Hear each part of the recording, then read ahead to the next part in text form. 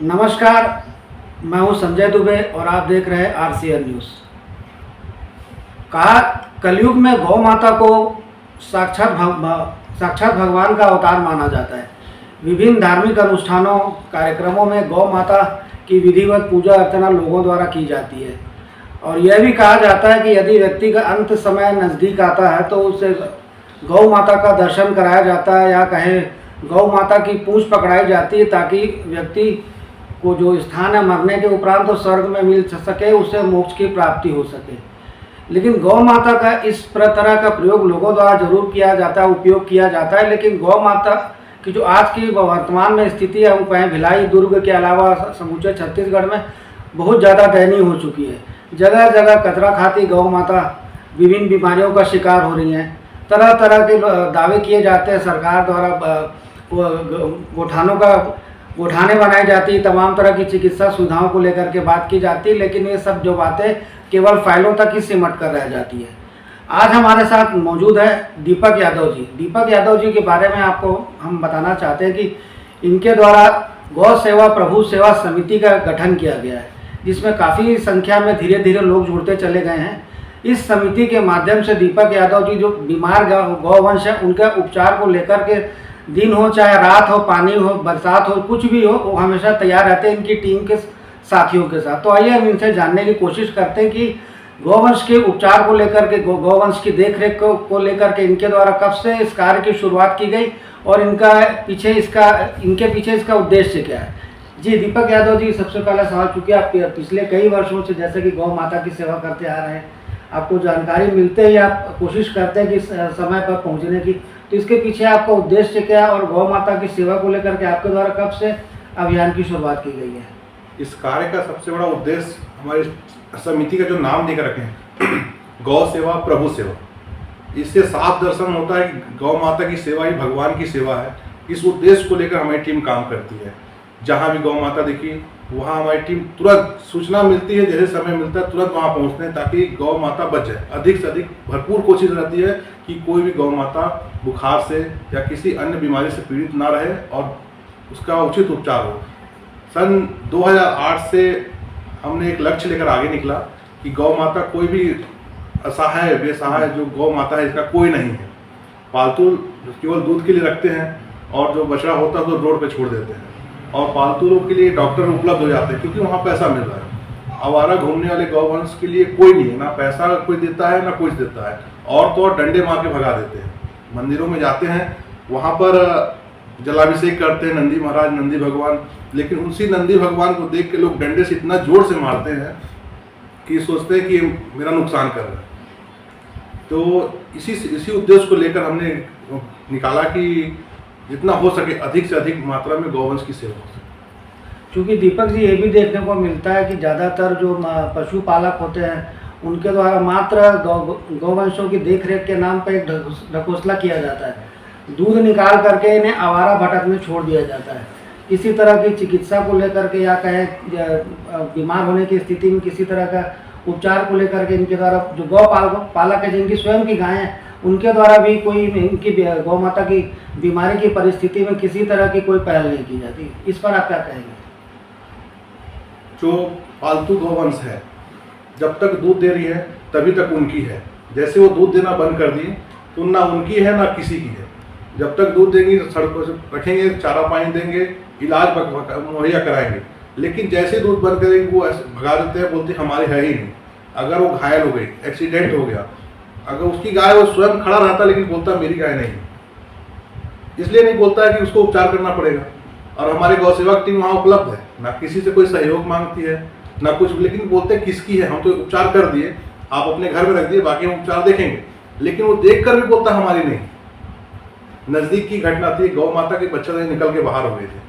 वो देखा कि स्थिति बहुत खराब है, ज़्यादा खर्चा आएगा, बहुत कुछ, लेकिन वो बोलते रह गया मेरी नहीं। आसपास के लोग बोले उसकी गया है, लेकिन वो बोला मेरी है ही नहीं। हमने गौ माता सुरक्षित बच्चा को अंदर किया, लेकिन एक गौ पालक को दिया, कुछ दिन तक रखे। इस प्रोलेप्स के केस में गौ माता बचना बहुत मुश्किल होता है। कुछ महीना 2 महीने बाद गौ माता खत्म हो गई, लेकिन उसके बाद वो शर्म नहीं है। अगर वो अच्छा से दूध देती तो बोलती नहीं रहे, अगर दूध नहीं है तो मेरी नहीं है। क्योंकि दीपक जी, आप पिछले, जैसा कि आपने बताया, 2008 से आप गौवंश की सेवा करते आए। अब मेरे द्वारा मुझे ये भी जानकारी लगी कि आपके द्वारा पहल भी की गई थी कि एक सुरक्षित स्थान की व्यवस्था निगम प्रशासन की ओर से हो जाए, ताकि जो बीमार और घायल गौवंश है, जिन्हें पशुपालकों द्वारा आवारा छोड़ दिया जाता, उन्हें उनके रहने को लेकर के, उनके ठिया बनाने को लेकर के। लेकिन ये पहल आपकी कहाँ तक कारगर साबित हुई और इसमें आपको मदद मिली या नहीं? पिछली सरकार बहुत जोरों शोरों से एक अभियान लेकर आई थी, गौठान, गौ माता नरवा घुरवा गरवा, ये इसको लेकर आई थी, लेकिन बहुत अच्छा अभियान था। हमने इसका सम्मान भी किया था कि गौ माता रास्ते में नहीं भटकेगी, लेकिन जगह भी सुनिश्चित किया गया, उसकी कोई देख रेख नहीं हुई, न खाने की व्यवस्था हुई, न रखने की व्यवस्था हुई। चलिए, कोई सरकार बदली होगी, लेकिन जो वर्तमान सरकार है वह भी आंख बंद करी हुई है। जो हिंदुओं की सरकार कही जाती है, गौ माता की सरकार कही जाती है, वो भी नहीं देख रही है। अभी जगह जगह आप गौठान देख रहे हैं, हर चीज़ व्यवस्था है, वहाँ क्या नहीं है? पानी की व्यवस्था है, चारा रखने की व्यवस्था है, खाने की व्यवस्था है, उपचार तक की व्यवस्था वहाँ है, लेकिन उसमें ताला लगा हुआ है। इस समय आप जाके देखेंगे ना, उस गौशाला, उस गौठान में जुएड़ियों का अड्डा हो गया है। लोग बैठकर ताश खेलते हैं, लोग बैठ के दारू पीते हैं। वहाँ आप देखेंगे ना, सोचेंगे लगेगा दुकान है, पानी पहुँच कर ढेर पड़ा हुआ है और सीसी बोतलों का ढेर पड़ा है। केवल गाय नहीं है गौशाला में, गौशाला में गाय नहीं है, बाकी सब मिलेगा। क्योंकि पिछले कई सालों से आपके द्वारा गौ माता की सेवा की जा रही है, तो किस तरह से, चूँकि आपके द्वारा उपचार किया जाता है, इसका कोई प्रशिक्षण लिया है आपने? लेकिन देखने में यह आया कि जिस तरह की भी घायल हो, चाहे दुर्घटनाग्रस्त गौ माता, उसका समुचित उपचार करते हैं अपने स्वयं के संसाधनों से। जी, हमने कुछ प्रशिक्षण लिया। उसके बाद एक पशु चिकित्सक हैं, डॉक्टर कोसरिया जी, वो मुझे बहुत, मतलब एक तरफ से गुरु हैं हमारे, वो हर तरफ से हमारा सहयोग करते हैं। एक भिलाई क्षेत्र में कई जगह पशु चिकित्सालय हैं, लेकिन सभी जगह ताला बंद लगे हुए हैं। वहाँ वेटनरी डॉक्टर है, एक ही डॉक्टर है, बेचारे हर जगह जहाँ नहीं पहुँचना वहाँ ही पहुँचते हैं। उनके माध्यम से रहते रहते सीखते हमने सीखा, लेकिन संसाधन की विषय है, ना हमें सरकारी तरफ से कुछ व्यवस्था होती है, ना कोई प्राइवेट व्यवस्था होती है। हमारे कुछ गौसेवक बंधु हैं, 3-4 जो हमें सहयोग करते हैं, उसी सहयोग से जितना हो पाता उतना हम गौ सेवा करते हैं। अगर कम पड़ गया पैसा, क्योंकि सभी की प्राइवेट जॉब है, ज़्यादा है नहीं पैसा कि कोई इतना पैसा ले, इतना दवाई ले लो। कम होने की स्थिति में जिस क्षेत्र में हम उपचार करते हैं, उस क्षेत्र के लोगों से हमने हाथ जोड़कर निवेदन करते हैं, भैया 5 रुपये, 10 रुपये, 2 रुपये, जितना हो आप ये व्यवस्था करें ताकि गौ माता का उचित उपचार हो सके। छोटा मोटा तो हम देख लेते हैं, लेकिन किसी कभी का ऐसा करने से उसमें सर्जरी कराना पड़ता है, सर्जरी में ज़्यादा खर्चा आता है, उतना हम एफर्ट कर नहीं पाएंगे। इस कारण आसपास के लोगों से निवेदन करते हैं और उन्हीं लोगों को हम साथ ले जाते हैं कि भैया पैसा आप रखिए और जहाँ पैसा लगे आप दीजिएगा। नहीं तो कुछ लोग ऐसे बोलते हैं ना, गौ सेवा के नाम से लोग पैसा वसूली करने आए हैं, गौ सेवा के नाम से लोग कमाने निकले हैं, इसलिए हम अपने हाथ में कहीं पैसा नहीं लेते हैं। अगर कोई हमसे बोलता है कुछ सहयोग, भी आप दवाई का सहयोग कर दीजिए, हमको पैसे का सहयोग नहीं चाहिए, भगवान की कृपा से रोजी रोटी अच्छी चल रही है, लेकिन हमको किसी के चंदा चकोरी से नहीं चाहिए हमें। अगर आपको देने की इच्छा है तो आप दवाई उपलब्ध कराइए। किन किन स्थानों में आपके द्वारा गौवंश का उपचार किया गया दुर्घटनाग्रस्त? क्योंकि भिलाई दुर्ग के अलावा अन्य स्थानों में भी आप, यदि आपके पास वक्त रहता है, यदि आप ड्यूटी में नहीं रहते, तो आपके द्वारा संभव प्रयास किया जाता है कि वहाँ तक पहुँच करके गौ माता का उपचार किया जाए। जी बिल्कुल, हमारी टीम बहुत दूर दूर तक जाती है, कई बार राजनांदगांव तक जाती है। अभी हमने एक नई टीम की गठन की है अहिवारा में टीम तैयार करें, ताकि उस क्षेत्र में, ताकि हम भिलाई से अहिवारा जाना मुश्किल हो जाएगा। हर समय हम अहिवारा उपलब्ध नहीं हो पाएंगे, हर समय हम कुम्हारी उपलब्ध नहीं हो पाएंगे, हर समय चरौदा उपलब्ध नहीं। हम कोशिश करें, हमारी टीम गौ सेवा प्रभु सेवा हर जगह छोटी छोटी टीम बना रही है, केवल उसमें गौ भक्त रहे, ताकि ऐसा ना हो कि 4 दिन रहे भग जाए। गौ सेवक हम तैयार कर रहे हैं, उसको प्रशिक्षण दे रहे हैं, ताकि हमारे अनुपस्थिति में भी गौ माता की सेवा हो। तो हम दुर्ग, भिलाई, कुम्हारी, चरौदा, अगर हमारे पास समय है हम दूर दूर जाने के लिए भी तैयार होते हैं।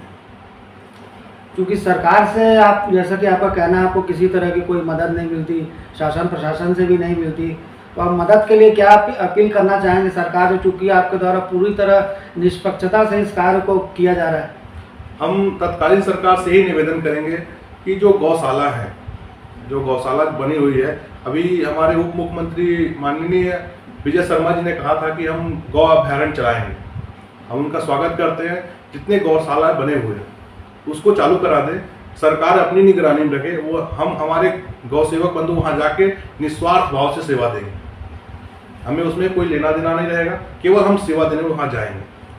चूंकि आपके द्वारा ये भी प्रयास किया गया था कि घासीदास नगर में चूंकि आपका निवास है, तो यहाँ पर भी एक आपको जगह की उपलब्धता सुनिश्चित की जा सके जहाँ आप अपने घायल बीमार गौवंशों को रख सके। इसके लिए भी आपके द्वारा काफ़ी दौड़ भाग भी की गई थी, संबंधित अधिकारियों या कहीं जनप्रतिनिधियों तक अपनी बातों को आपके द्वारा पहुँचाया गया था, लेकिन नतीजा इसका शून्य रहा। बिल्कुल शून्य रहा।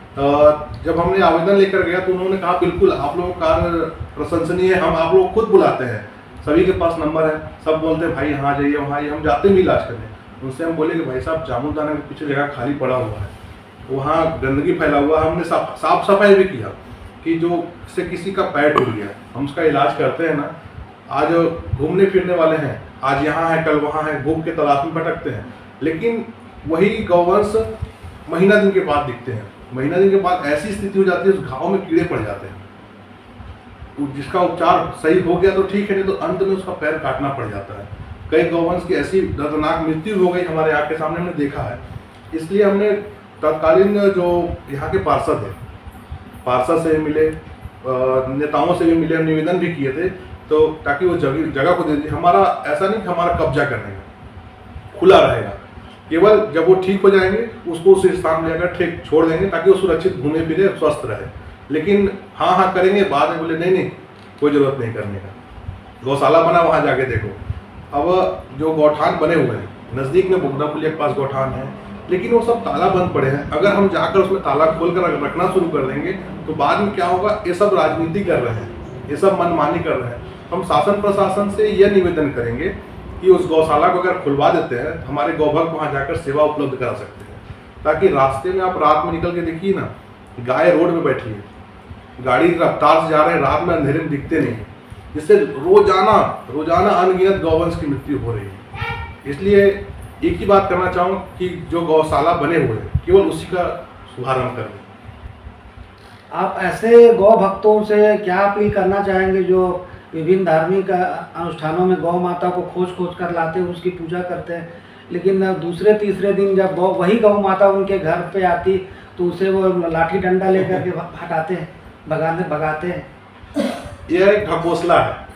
हमारे तरह से बोले सनातन धर्म में तो गौवंश की पूजा प्राथमिक दी गई है, क्योंकि सनातन धर्म में हमने तो नंदी भगवान की पूजा करते, गौ माता की पूजा करते, लेकिन कुछ ऐसे भी हैं जो आज त्यौहार है, आज पितृपक्ष की विदाई कर रहे हैं, उस दिन लड्डू मिठाई लेकर खोजेंगे कहाँ गई गाय, उसको खिलाएंगे, बढ़िया से सेवा करेंगे, लेकिन वही गाय दूसरे दिन अगर दिख जाए उसको दौड़ा कर मारते हैं कि दरवाजे पर गंदगी ना कर दे। और कुछ ऐसे भक्तों को मैंने देखा है जिससे कोई निजी स्वार्थ नहीं है, घर से इतना रोटी बनाते हैं, 100 50 रोटियां और गुड़ लेकर वो दूर तक अपनी गाड़ी से घूम खिलाते हैं। कोई फल खिलाता है, कोई सब्जी खिलाता है, लेकिन उनका कोई स्वार्थ नहीं रहता है। लेकिन कुछ स्वार्थी लोग केवल अपने जैसे गृह प्रवेश हुआ, कुछ हुआ, उसमें बस एक दिन के लिए फोटो के लिए ये हमने खिलाया, ऐसा भी करते हैं। उनसे तो मैं कहना चाहता हूँ वो ना करें, आज खिलाकर कल डंडे से मार दो, उससे बढ़िया वो ना करें। लेकिन जो गौभक्त निस्वार्थ भाव से घूम सेवा कर रहे हैं उनका मैं बहुत धन्यवाद आभार करता हूँ।